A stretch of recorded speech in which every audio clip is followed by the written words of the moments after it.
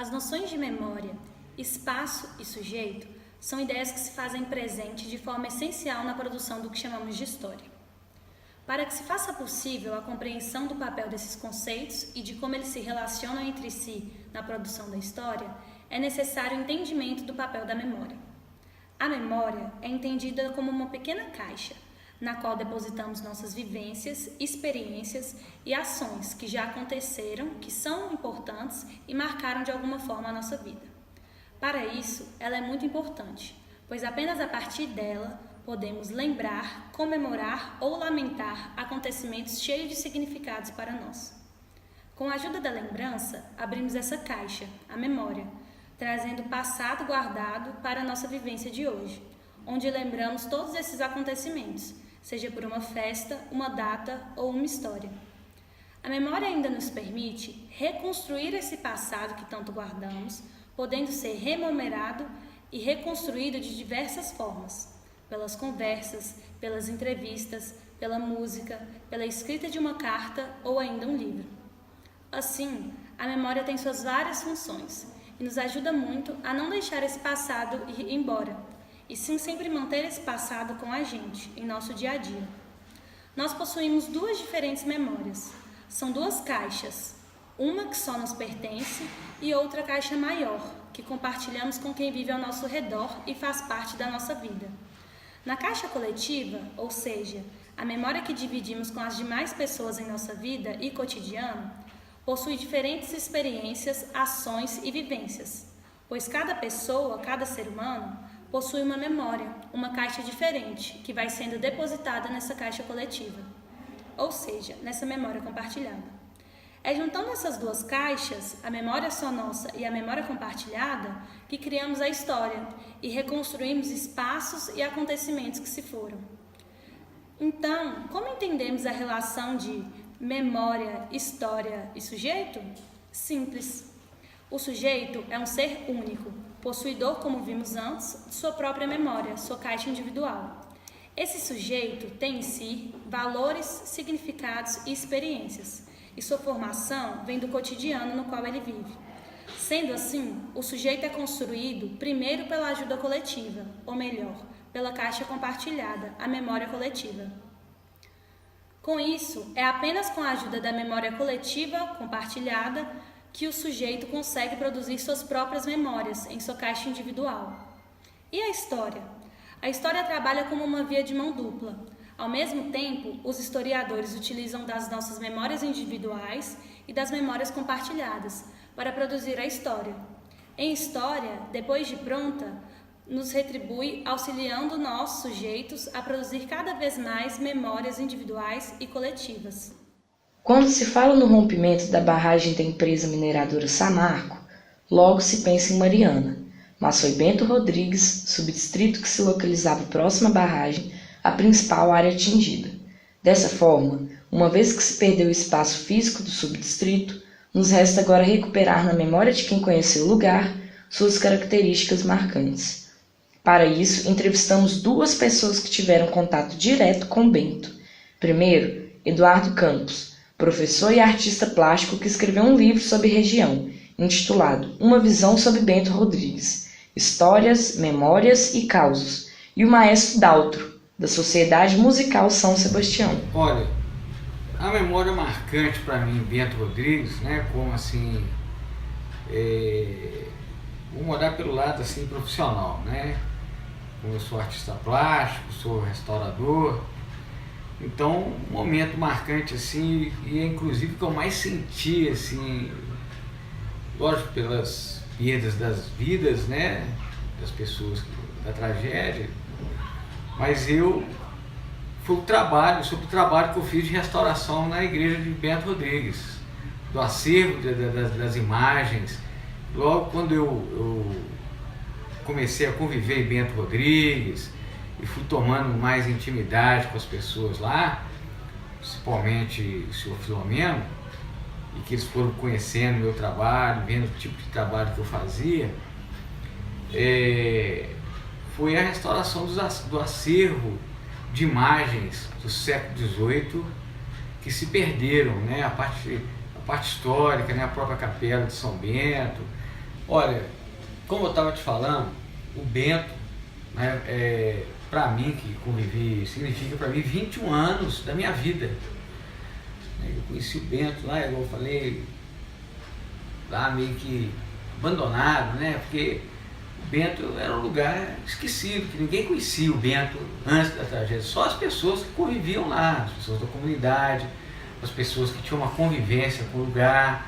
Então o Bento, assim, ele dependia, para conservar o patrimônio histórico dele, ele dependia da boa vontade das pessoas naturais de lá e das pessoas que conviviam lá, né? Apesar de ter dois monumentos importantes, né, que era a igreja de São Bento e a igreja das Mercês, nesse tempo de existência do Bento aí, que dá quase 300 anos, nunca foi tombado, né? Nunca tinha sido tombado. Foi tombado depois que acabou, né? Que foi extinto o lugar, né? Então é uma perda de uma cultura, de um patrimônio muito grande, né? Eu costumo dizer que o Bento ele foi descoberto depois que ele acabou, né? Porque depois que ele acabou, só lá tinha um patrimônio histórico importante, lá não sei o que o povo começaram a descobrir. Eu lembro que na época da tragédia tiveram pessoas que falaram, mas lá no Bento não tinha nada de histórico não, a pessoa está aqui de Mariana mesmo. Quer dizer, era um desconhecimento total, como é o desconhecimento total também de outros distritos, de outras regiões da cidade, né? Então, assim, infelizmente as pessoas começam a valorizar as coisas depois que elas acabam perdendo. Eu senti que era importante falar sobre o Bento, que foi o lugar que assim, foi mais atingido, né? Foi totalmente destruído, né? Estava ali próximo a 6 quilômetros da barragem, e contar, né, justamente o que acontecia antes e o que aconteceu até o momento da tragédia, né? Porque desde quando eu pisei no Bento, em 1994, que eu escuto as pessoas falando a respeito, né? Não, que a barragem, se aquela barragem estourar vai acabar com o Bento, se aquela barragem vai estourar, vai acabar com o Bento, como de fato acabou acontecendo. Quer dizer, de 94 para 2015 são 21, 22 anos, se eu não me engano, e teve esse tempo todo de alerta, né, das pessoas falando sobre isso, e para demorar 21 anos para acontecer isso. Aconteceu. Então, para as gerações futuras, eu pensei nisso quando eu escrevi o livro, era importante eu registrar isso, né, registrar esse pensamento, né, as histórias, as memórias das pessoas, porque eu vi ali que era a única forma de perpetuar, né, o lugar, né, não deixar que o lugar acabasse junto com a lama, né, salvar as histórias, as lendas, as festas, até para um possível assim, resgate, né, da continuidade da comunidade, né, porque a comunidade dispersou, as pessoas se separaram, né, cada um foi morar num ponto da cidade aqui em Mariana. Muitas pessoas, né, atualmente a gente vê pessoas que não querem voltar para lá, irem para o Novo Bento, querem permanecer aqui na cidade. Então, quer dizer, foi coisas que se perderam e que vai ser muito difícil recuperar. Então, eu acho que a importância do livro está aí. A vontade de escrever esse livro foi essa, né, de perpetuar a história, de resgatar a história, e para que futuras gerações possam ter acesso nessas informações, né, que eu acho, como eu trabalhei, né, a minha vida inteira com patrimônio, com arte, com patrimônio, com cultura, então eu acho que foi uma missão que eu tomei para mim, né, como eu já tinha esse lado, né, de patrimônio histórico, de trabalhar com resgate, restauração, né, de arte, de privilegiar a cultura. Então eu me senti na obrigação de fazer esse trabalho. Foi um trabalho assim que eu não tive independente, né? Foi um trabalho independente que eu não tive apoio nem de ninguém, nem de uma instituição. Fiz assim sozinho. Depois veio o apoio do jornal Espeto, né, do Leandro, que me apoiou muito nessa questão. Fiz a parte de ilustrações também, que eu quis fazer as ilustrações, né, a questão do texto. Aí depois corri atrás de uma pessoa, de um amigo, faz uma revisão para mim aqui, e tal, ver se está legal, o que pode ser cortado, o que pode, né? Então foi fazendo esse tipo de trabalho. Então o livro, eu espero que ele seja um importante documento, né, com a primeira biografia da tragédia, né? Eu lancei justamente no ano seguinte, quando estava completando um ano da tragédia, em 2016 eu lancei o livro. Bento Rodrigues, desde os primórdios dos festejos dele, passou a fazer parte da Sociedade Musical São Sebastião também. Era a única banda que estava lá presente, né, em Bento Rodrigues, em todas as festas. Todas as festas deles, nós estávamos lá participando. Então nós formamos aquele elo, aquela coisa gostosa, né? E acoplou a sociedade com o movimento de Bento Rodrigues. Era um lugar aprazível, muito bonito, Bento Rodrigues, aquele centro, era pequeno aquele lugar, mas tinha aquela praça muito bonitinha ali, aquele movimento que era gente simples, né? Pessoal simplório.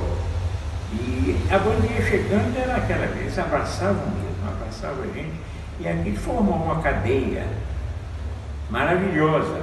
Parece que todos os músicos sempre pediam à banda, eles queriam ir lá. Eles queriam tocar lá porque sabiam da recepção, né? Como seria o tratamento, como seria a festa. Era sempre aquela coisa, não mudava nunca, né? Sempre, todo ano, toda vez que ele era só aquilo. Era a missa, era a posição à tarde, depois a bênção, terminava. E tinha uma retrete da banda. Às vezes nós íamos tocar para as cozinheiras.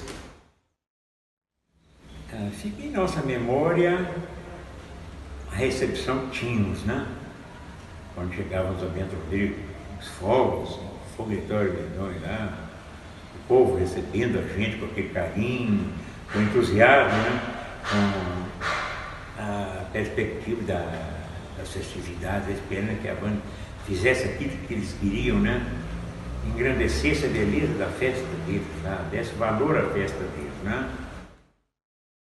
O que não poderia faltar era isso exatamente, essa simplicidade do povo, esse amor àquele lugar. Mas é uma coisa que não vai acontecer mesmo, eu tenho certeza que não acontece mais, porque eles foram para Mariana e outros lugares aí, já 3 anos vivendo fora de Bento, vivendo outra vida em outros lugares, né, mais movimentados. Então, eu acho que, muito embora eles chegassem lá querendo fazer, eles não vão ter mais, eles vão ter aquela coisa na cabeça do barro lá de cima, descendo, já não será a mesma coisa. Eles não vão ter aquela